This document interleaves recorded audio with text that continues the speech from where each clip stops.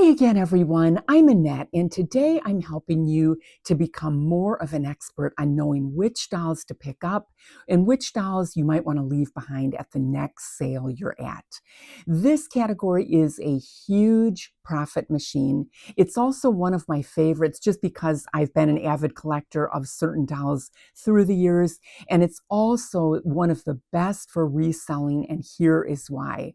Doll collectors are extremely passionate. So number one, they are willing to pay way up just to get their hands on even a tiny missing piece of their collection. And number two, they are so emotionally invested in that hunt that in all the years selling this particular category, I have never had even one return. Yay! Flippin' high agree. This video is especially for you resellers who think that dolls are overwhelming, and I'll be covering certain subcategories of dolls, including vintage Barbie, but the information I'll be giving you is much more unique to the information that is already out there. So you're overwhelmed by dolls, but it really doesn't have to be overwhelming if you break it down into some basics. I could do a 4-hour video on dolls, but I'll be talking about the dolls and accessories I generally target and what causes me to get curious about a doll I might not be familiar with that almost always turns into money. Undoubtedly, you regularly run into small, even large collections of dolls like I do. Anytime I do, the first thing I do is I scan the collection. And here's a few questions you want to ask yourself. The first thing I ask myself is, are the dolls all in great condition? Even if they're not, is there something special about them that would cause me to investigate a little further? Are the dolls from an era that I might know a lot about? Are there any miniature dolls in the collection? That's an important topic I'll get to a little later. Bear in mind, though, that aside from collections, I have often run into one or a few valuable dolls all on their own at any given sale. But let's start out with a fairly common scenario. You see a whole bunch of dolls, and a lot of them have composition or bisque faces. Here's what a composition face looks like. Composition faces were made of sawdust and glue or other fillers, and a lot of them are cracked or peeling by now. A bisque face generally means a face made of ceramic or pottery that has a more matte finish, not finished with the high gloss glaze that you would see on a piece of pottery, for instance. And you'll also be able to tell that the doll is old because of the old-fashioned clothing it's probably wearing, or simply the wear that is showing on the doll. And the clothing isn't necessarily original to that doll, but if you find an antique doll that is fully dressed, it's likely that the clothing is original to that doll. Now, if there are any particularly exquisitely painted faces, for instance, or the doll is in beautiful condition for being so old, I will check for any marks at the back of the neck or the back of the body or labels in the clothing. Do you see these faces and their perfect and lifelike paintwork? Look for this kind of artistry.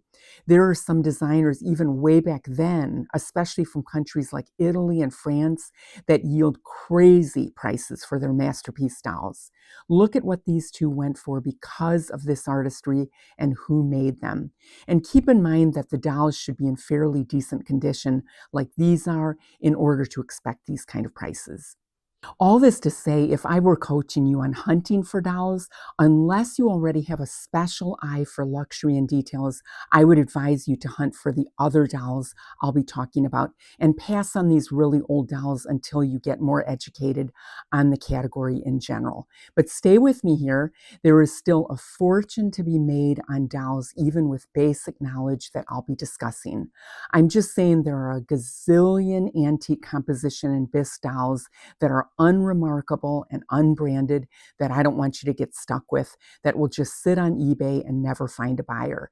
If you're buying a doll to resell, you want to know within reason that it will sell. One of the best hacks for profiting in this category is to consider skipping the dolls and just focus on reselling vintage doll clothing.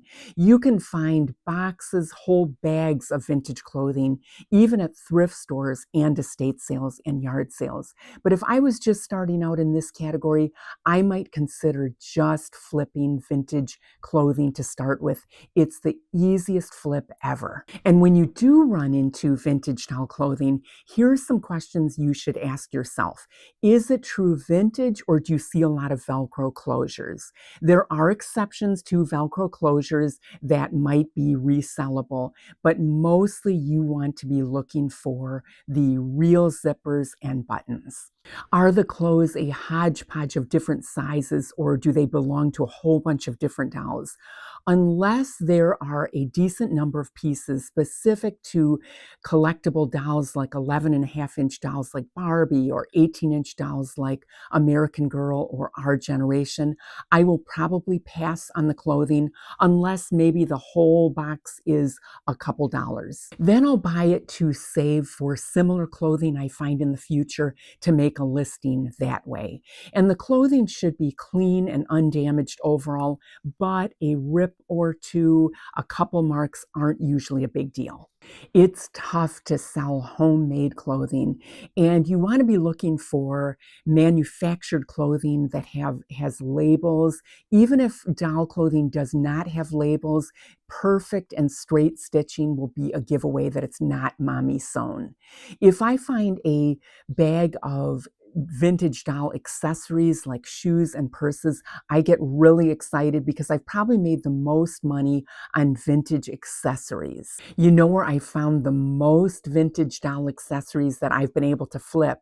That would be at the bottom of boxes of toys and other random things at estate sales and yard sales.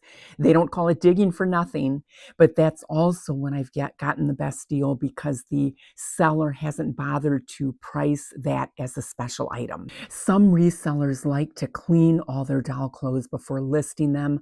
I've never done it. It's pretty time consuming and it can be really tricky to press them once they dry, but I just don't think it's necessary. I do know that collectors really want clear and detailed photos in the listing. But it is important to identify the name and or number of the outfit if it had one, just like Barbie outfits all had a name and number, in order for your buyer to be able to find your listing. And if Google Lens doesn't help you, there are all kinds of Facebook groups that are dedicated to any given specific collectible doll that have members that can't wait to help you identify the specific outfit or even the exact name of the doll. There are millions of doll collectors who are always searching for that one outfit or that one accessory to complete their collection. So a little research goes a long way in determining if what you have is somewhat rare so that you can list it properly. And don't forget about pop culture character dolls that weren't mass produced to the degree that Barbie was, so there are much fewer pieces of their clothing that still exist. A quick but related detour here. You should know that a lot of the identification books on various collectibles are rarely a good flip on eBay. But the identification books on some of the 1970s dolls are amazing profits. And it's interesting that in the age of being able to Google just about any information, doll collectors are absolutely crazy about these books with their tons of color photos, and they view them as catalogs of all the different outfits and stuff. And if you ever find one of these books at a sale, be aware that there are often others right there with it. And while putting this video together, I actually discovered a book on one of my favorite dolls, so I just bought it. Just a reminder what separates the most profitable treasure hunters from the treasure hunters that aren't quite there yet, and that is having an eye for profit. You can spend years memorizing all the dolls out there and what they sell for, Or you can, like me, develop an eye for luxury elements and intricate detail, and even discover dolls you knew nothing about ahead of time. Eventually, you would have to rely on bolos less, and you would instead be able to identify value, even if you didn't know exactly what the item was. And if there was one video I would recommend on my whole channel, would be the one I'm linking below on developing that eye that I'm talking about. American Girl dolls have grown into a giant category on eBay.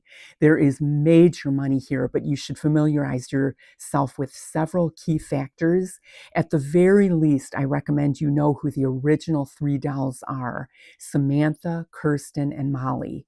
They're stamped Pleasant Company at the back of their neck, and the true originals, not the later versions of Samantha, Kirsten, and Molly, have the white cloth body, not the darker tan one. If the body is signed, even bigger money. Each of these 3 dolls came with her first outfit and accessories, and those sets sell great even on their own. And some of the older additional accessories also sell well. Here again, the American Girl category can be overwhelming, so I'm distilling the top sellers for you. What I've learned about the massive doll category is it's more profitable for you to, especially if you're just starting in this category, is pick a doll or two and become a bit of an expert in that particular doll. And even better if you choose a doll you grew up with, so you already have a foundational familiarity with the doll. That's how I quickly gained some expertise in the doll category way back when I first started, because I initially started with the dolls I grew up with and already loved. By far, one of the most profitable subcategories is Barbie. And before you feel overwhelmed, let's go over some basics you might not know about. First of all, the easiest way to identify a vintage Barbie is by the stamp on the back, but even easier is that they will almost always be accompanied by vintage clothing with those metal snaps and zippers. But never dismiss a vintage Barbie doll just because you find a doll with some damage. I've sold many Barbie parts, like if a face is perfect, for instance. Your main thumbnail photo should always be a close-up of that face in that situation. But again, those huge Barbie Facebook groups are ideal for identifying your Barbie and figuring out if she can be sold as parts. I have personally made the most money on Barbie and Friends and their clothing when I've sold everything separately. I'm not talking about the common outfits that the Barbie dolls came with when you bought them, or the ordinary dresses like these. Collectors will pay up for that one glove they're missing, or that tiny little belt to complete one of the outfits they already have.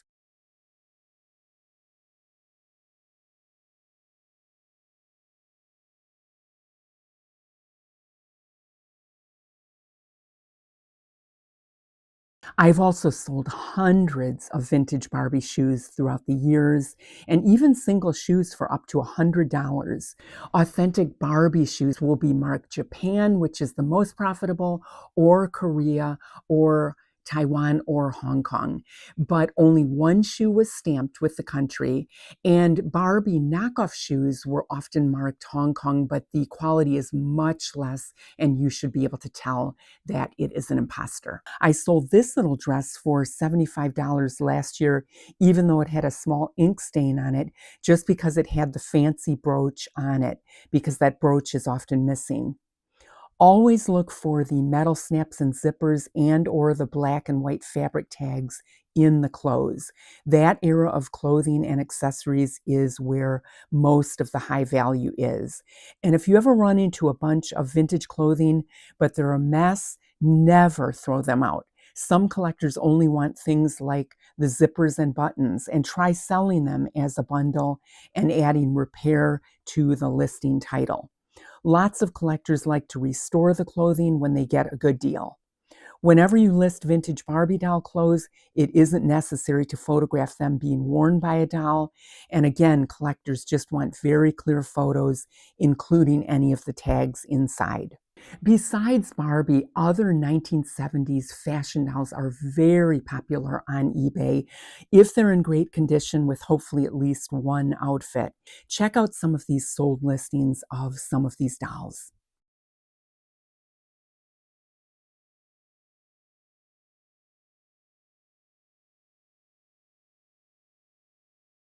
Did you know that there are a lot of collectors that collect only the imitation Barbie dolls, the knockoffs of her? They can still go for big money even though they lack that quality construction and they're not nearly as beautiful, in my opinion.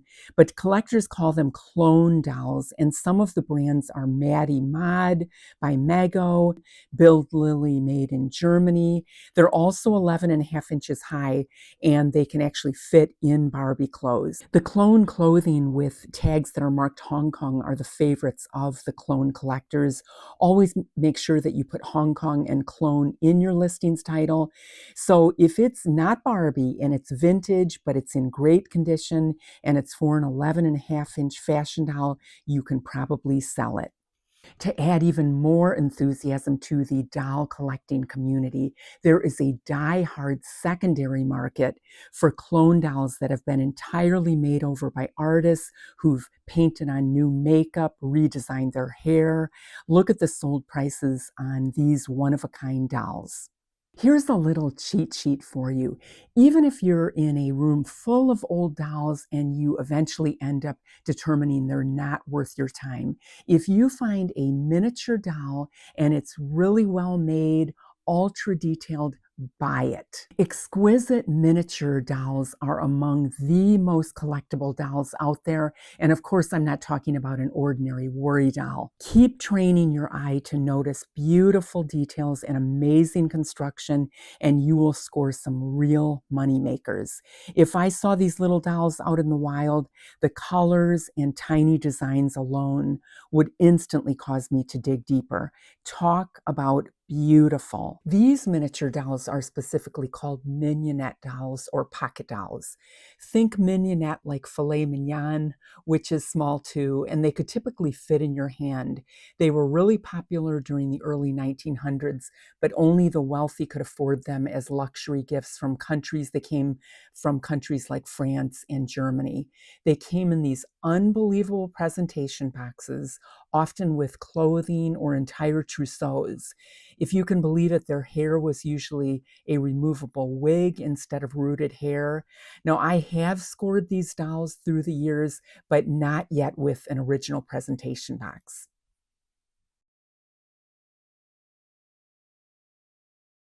And the best artists of one-of-a-kind dolls for doll houses get some shocking prices for their creations. But once you see how small they are and how lifelike they are, you can understand why.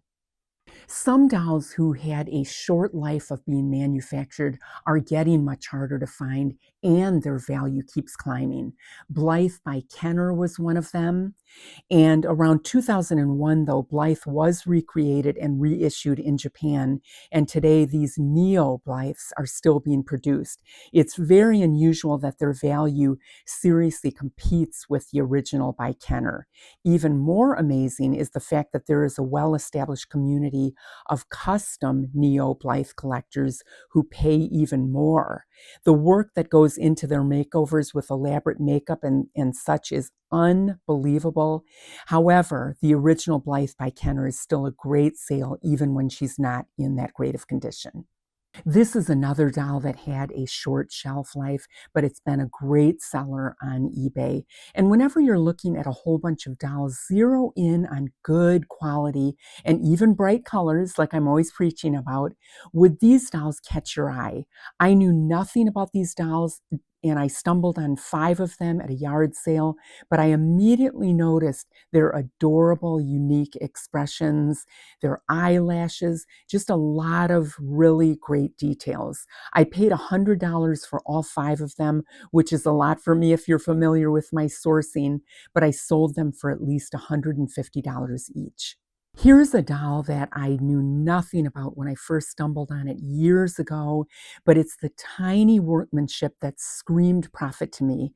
They're all felt, they're always highly detailed. These dolls are also only a few inches high, and sometimes they're animals like these bears that go with Goldilocks, and they are just drop dead gorgeous.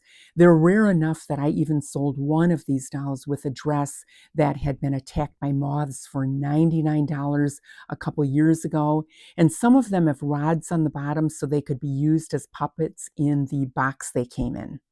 Another top seller for felt doll collectors is a lot bigger. They're about 10 inches to 20 inches tall. And these Lency dolls are almost always have a very distinctive face. And you want to find the earlier Lency dolls from the 1930s and 40s. You can almost always tell the era they're from by the style of clothing they have on. They should be in reasonably good condition if you're considering reselling them. They are just spectacular too. Plenty of doll collectors only focus on felt dolls, whether they're made by Lency or other makers. And I've actually sold many that aren't even marked, but they were always high quality dolls. And the giveaway is always the way the face is painted. If it's perfect, if it's really detailed and colorful, you really can't go wrong. Let's talk about some dolls that I recommend avoiding altogether until you're more comfortable with the entire doll category. Sometimes you'll see whole collections of Anna Lee dolls and Nancy Ann storybook dolls, Madame Alexander, newer Barbie dolls perhaps, like the holiday Barbies, still in their plastic packaging. Well, yes, there is profit in some of these dolls, but I think it's better to invest in these subcategories when you get a little further down the road. Another extremely passionate group of doll collectors are the ones that go after the cloth and stockinet dolls that were made in Japan. They're called stockinet because their faces were often covered with fabric that's just like a stocking. And I used to have a giant collection of them before we decided to downsize. These dolls are often called big-eyed dolls, and they extend to Christmas pixies and Easter bunnies and all kinds of other styles. It usually goes like this. The more details the doll has, the higher it will sell for. Or the fancier, the higher it will sell for. If they're a little more ordinary, you can always wait until you find more of the dolls and sell them as a bundle. If you ever find them in original packaging, though, I recommend selling each one separately at first because original packaging is the holy grail to vintage Japan collectors. I would have tried listing one of these dolls for probably $45 to start with. And if you found this video helpful, I do have other category-specific videos that you can find in my playlist called Learning About Categories. Meanwhile, I could talk so much more about dolls, so feel free to ask me any questions below. Thanks so much for watching. I'll see you on the next video.